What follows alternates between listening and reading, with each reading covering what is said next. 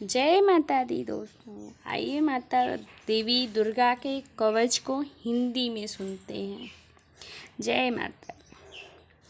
श्री माँ चंडिका देवी को नमस्कार है। श्री मार्कंडेय जी कहते हैं, पितामह, जो इस संसार में परम गोपनीय तथा मनुष्यों की सब प्रकार से रक्षा करने वाला है और जो अब तक आपने दूसरे किसी के सामने प्रकट नहीं किया, सो ऐसा कोई साधन मुझे बताइए। ब्रह्मा जी बोले, ब्राह्मण, ऐसा साधन तो एक देवी का कवच ही है जो गोपनीय से भी परम गोपनीय है, पवित्र और सब प्राणियों का उपकार करने वाला है। महामुने, उसे श्रवण करो। देवी की 9 मूर्तियाँ, जिन्हें 9 दुर्गा कहते हैं, उनके पृथक पृथक नाम बतलाए जाते हैं। प्रथम का नाम शैलपुत्री है, दूसरी का नाम ब्रह्मचारिणी है, तीसरी का नाम चंद्रघंटा है और चौथा देवी का नाम कुष्मांडा है।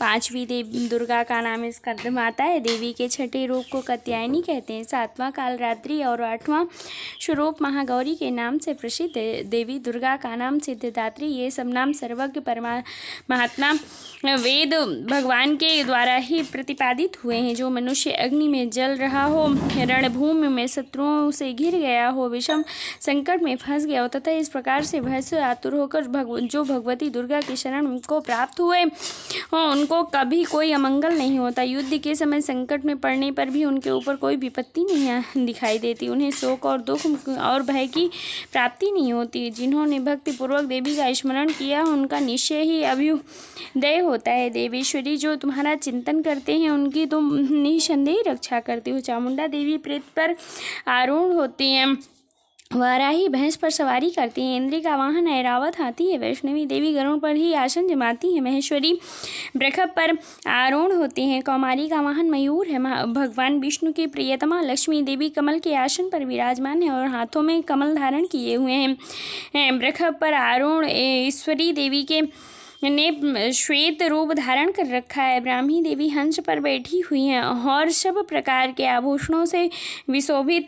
इस प्रकार से सभी माताएं सब प्रकार की योग शक्तियों से संपन्न हैं। इसके सिवा और भी बहुत सी देवियां हैं जो अनेक प्रकार के आभूषणों से शोभा से युक्त तथा नाना प्रकार के रत्नों से सुशोभित हैं। ये संपूर्ण देवियां क्रोध में भरी हुई हैं और भक्तों की रक्षा के लिए रथ पर बैठी हुई दिखाई देती हैं।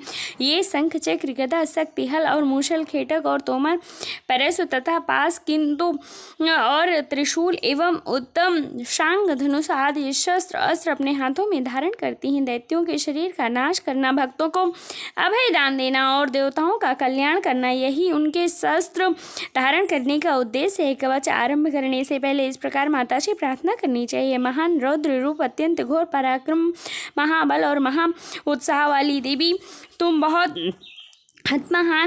महान भय का नाश करने वाली हो, तुम्हें नमस्कार है। तुम्हारी ओर देखना भी कठिन है। शत्रुओं का भय बढ़ाने वाली जगदम्बिके, मेरी रक्षा करो। पूर्व दिशा में इंद्र शक्ति से की मेरी रक्षा करो। अग्निकोण में अग्नि शक्ति, दक्षिण दिशा में वाराही तथा नृत्य कोण में खड़क धारणी मेरी रक्षा करें। पश्चिम दिशा में वारिणी और वाव्य कोण में मृग पर सवार करने वाली देवी मेरी रक्षा करें। उत्तर दिशा में कौमारी, ईशान कोण में शूलधारिणी देवी रक्षा करें।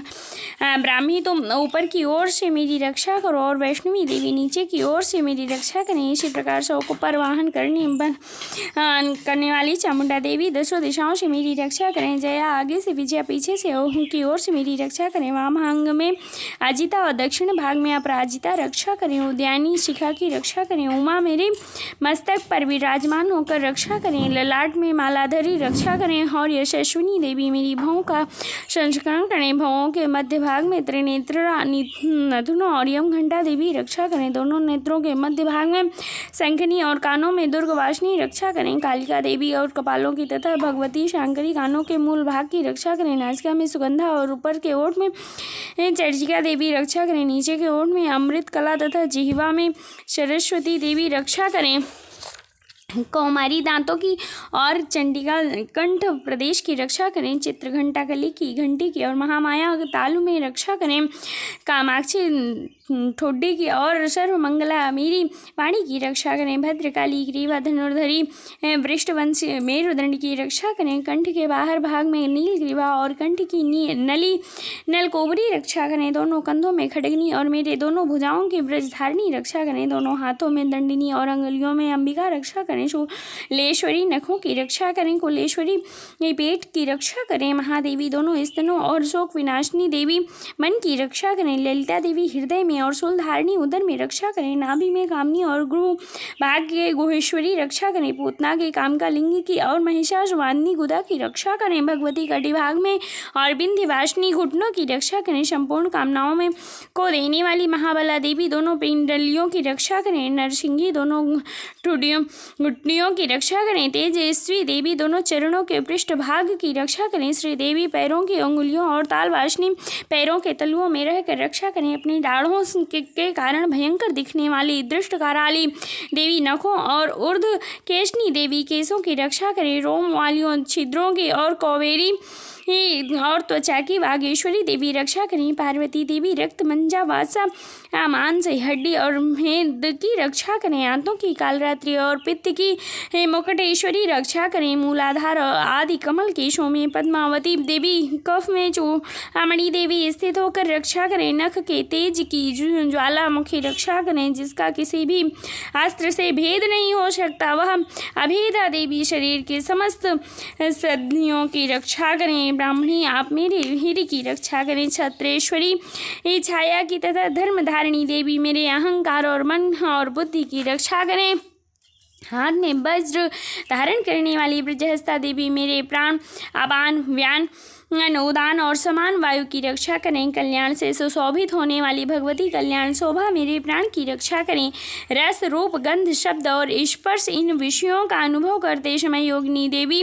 रक्षा करें, तथा सत्गुण और रजोगुण और तमोगुण की सदा रक्षा नारायणी करें, वाराही आयु की रक्षा करें, वैष्णवी धर्म की रक्षा करें, चांद्रायणी देवी यश और कीर्ति लक्ष्मी धन तथा विद्या की रक्षा करें, इंद्राणी आप मेरे गोत्र की रक्षा करें, चंडिके तुम मेरे पशुओं की रक्षा करो, महालक्ष्मी पुत्रों की रक्षा करो और भैरवी माता पत्नी की रक्षा करें, मेरे पथ की सुपथा और मार्ग में क्षेम करी रक्षा करें, राजा के दरबार में महालक्ष्मी रक्षा करें, तथा सब और व्याप्त रहने वाली विजया देवी संपूर्ण भयों से मेरी रक्षा करें, देवी जो स्थान कवच में नहीं कहा गया है एतव रक्षा से रहित है, वह सब तुम्हारे द्वारा सुरक्षित रहे हो, क्योंकि तुम विजयशालिनी और पापनाशनी हो, यदि अपने शरीर का भला चाहे तो मनुष्य बिना कवच के कहीं एक पग भी ना जावे, कवच का पाठ करके ही यात्रा करे, कवच के द्वारा सब और सुरक्षित मनुष्य जहाँ तहाँ भी जाता है, वहाँ वहाँ उसे धन लाभ होता है तथा संपूर्ण कामनाओं की सिद्धि करने वाली विजय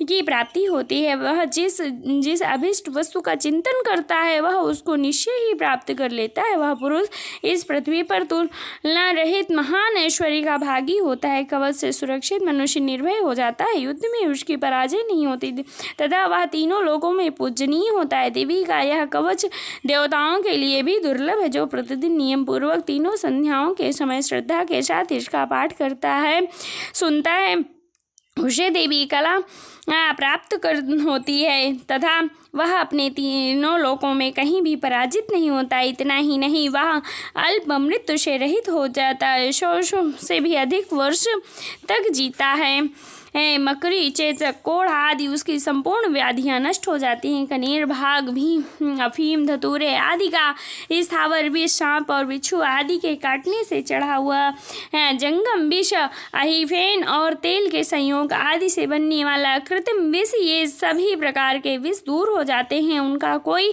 असर नहीं होता। इस पृथ्वी पर मारण मोहन आदि जितने अभिचारक प्रयोग होते हैं तथा इस प्रकार के जितने मंत्र यंत्र होते हैं वे सब इस कवच को हृदय में धारण कर लेने पर मनुष्य को देखते ही नष्ट हो जाते हैं। ये ही नहीं, पृथ्वी पर विचरने वाले ग्राम देवता आकाशचारी देव में विशेष जल के संबंधित प्रकट होने वाले गण, उपदेश मात्र से सिद्ध होने वाले निम्न कोट के देवता, अपने जन्म के स्थान साथ प्रकट होने वाले देवता, कुल देवता, माला कंठमाला आदि, डाकनी शाकनी, अंतरिक्ष में विचर करने वाली अत्यंत बलवती भयानक डाकनी शाकनी, ग्रह भूत पिचास यक्ष गंधर्व राक्षस ब्रह्म राक्षस वैताल कुष्मांडव और भैरव आदि अनिष्टकारक देवता भी हृदय में कवच धारण किए रहने पर उस मनुष्य को देखते ही भाग जाते हैं। कवचधारी पुरुष को राजा के सम्मान वृद्धि प्राप्त होती है। यह कवच मनुष्य के तेज की वृद्धि करने वाला और उत्तम है। कवच का पाठ करने वाला पुरुष अपनी कीर्ति से विशोभित भूतल पर अपने सुयश के साथ साथ वृद्धि को प्राप्त होता है। जो पहले कवच का पाठ करके उसके बाद सप्तशती चंडी का पाठ करता है, उसकी जब तक वन पर्वत और काननों सहित यह पृथ्वी टिकी रहती है, तब तक यहाँ पुत्र पौत्र आदि संतान परंपरा बनी रहती है। फिर देह का अंत होने पर वह मनुष्य भगवती महामाया के प्रसाद से उस नित्य परम पद को प्राप्त होता है, जो देवताओं के लिए भी दुर्लभ है। वह सुंदर दिव्य रूप धारण करता है, कल्याणमय शिव के साथ आनंद का भागी होता है। बोलिए श्री देवी माता की जय। इति दिव्या कवचम संपूर्णम। माँ भगवती की जय। जय माता दी।